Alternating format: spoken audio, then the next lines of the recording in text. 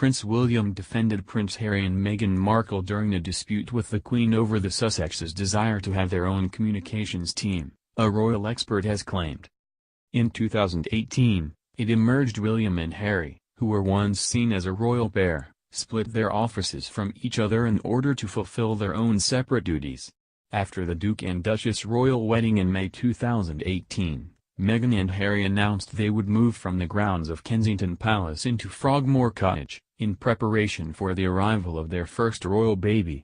But it seems the Queen showed concern over Harry and Meghan's wish to create their own royal household, because Harry is not entitled to his own household and communications team as he is not an heir to the throne.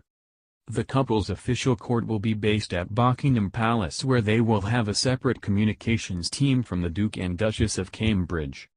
But royal commentator Omid Scobie detailed how Harry's big brother William actually stepped in and stuck up for his younger brother against the criticisms from the Queen and his father, Prince Charles, and fought for the couple to secure a larger portion of royal budget.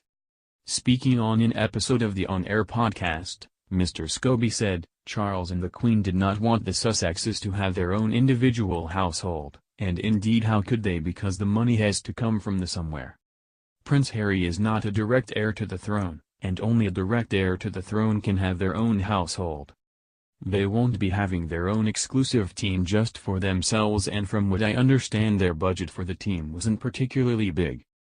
Mr. Scobie also told how Prince William ran to the rescue of the Sussexes because he recognized their global appeal as the modern face of the British monarchy and their future roles as Commonwealth ambassadors. The royal expert said, "It was actually Prince William who had to step in and fight to get Harry a little bit more money to spend on building a team, because he understands what this means to Harry and how much he wants to achieve, and also how important Harry and Meghan are for the image, the brand and the future of the royal family." As much as William is being set up for the statesman-like role and William and Kate are the nation's favorites, but on the global stage it is very much about the Sussexes. In their Commonwealth roles, they're very much global ambassadors for the royal family. Mr. Scobie also revealed the couple's new communications officer has worked in the UK and the US, and how the couple's Buckingham Palace-based team will be split across other non-heir royal family members. He said, "They've hired Sir Latham, who is a former PR director from the British PR company Freud's, which is a big PR powerhouse but also has a massive background in politics. She's America, dual heritage, very much in line with what the couple are all about, and I think it helps having someone who understands both cultures. We have seen that over time the difference between US and UK work culture can cause some friction in the workplace. But a lot of their team will be shared amongst the Duke of York, Prince Edward, Princess Anne. The same communication staff that are working across the general office there will also be at their disposal too."